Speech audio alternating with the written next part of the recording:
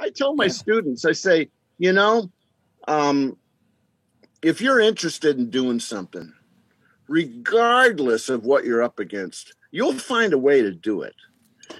If you're not interested in doing something, you'll find an excuse. And Exactly. if you find yourself coming up with excuses to your teachers and to your band leaders who ask you why you kind of suck today or whatever, maybe you should find something else to do. I mean, because it's a blessing to be able to carve out a career as a musician. Believe me, it's like the least you can do if you're honest with yourself is practice. Or Yeah. I don't even look at it as practicing. I just play the horn.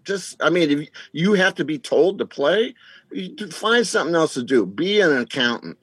And that's where I think that the personality really comes into play, because to have that really good student teacher relationship, that mentor mentee relationship, you have to be able to connect on a level deeper than just the information. There has to be some level where you can, whether you're able to vibe together a little bit more. So it's that difference between, okay, I'm just going to get the basics over here, but when you really want to dive deep, I think that's when you have to have a very special relationship, like you've obviously had with Bobby over the years. You just got to find that person that's able to speak to you in a language that you understand. Well, I mean, you first of all, you have to be civil, and you have to have good basic social skills. You have to have some sort of decorum where there's some manners. Are there trumpet players that fit that category? Yeah, some. Yeah. Okay. But I mean, you have to have good communication skills. I Yeah. mean, you have to create an environment that's going to be conducive for the student's education. You can't have a bunch of distractions going on in your pad. And I have things to inspire them. I mean, and I still, because of the pandemic and everything, I've restored mutes. I have my own collection of restored mutes. I have those just laying around. They can try them all.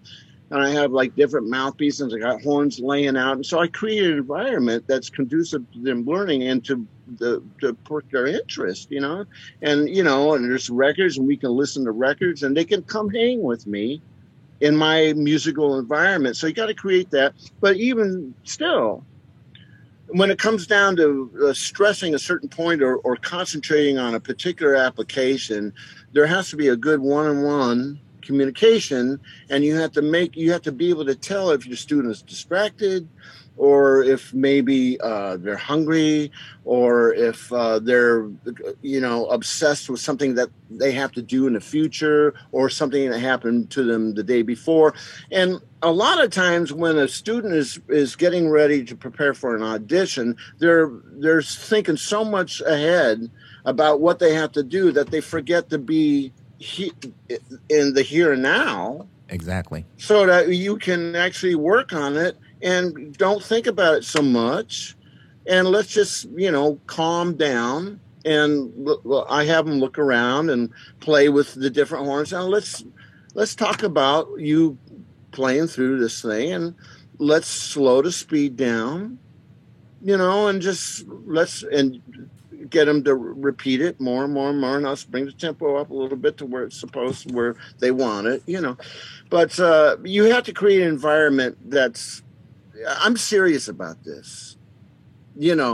It's like I want them to come out of there just blazing trails. I want them to be the best trumpet players that they can possibly be, and I want them to be happy. Yeah. Well, that's a very important point too. Is that you see this especially like more in the classical world, I think, but in also other arts like dance and stuff like that. That there's so much pressure put on the student for this high level of skill that they just absolutely suck the joy out of the process. Well, it's because it's such a competitive field, and there's so much obsession now with like who's the best lead player? Who's the best high note player? Who's the best clarinet? Who cares? The actual players, all we want to do is get the job done.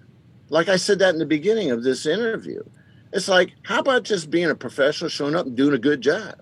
Let everybody else decide who's the best, because the students get obsessed with that idea. If I can't be the absolute best at this, then they get hysterical over it. I say, why don't you just do a good job and play to sing nice and let everybody else decide if it's the greatest thing that's ever happened in the world of music? It's like, take some of the a burden off of yourself by trying to hold yourself up to such a high standard. If it doesn't sound as good as Maurice Andre, it's like I suck. It's like, man, I'm sure Maurice Andre didn't think that when he was coming up. I'm because he loved, you could tell by the way he played, the films I see him, he just loved it so much. He didn't care. He just wanted to play. He just wanted it to be beautiful. He was trying to create beauty for the listener, So when these students, they go in to do these auditions, instead of trying to be like absolutely perfect and the best player that ever lived, how about creating some beauty for your auditioner? How about doing a performance of them? And whether they like you or not, when I leave this room, I'm going to at least play something pretty.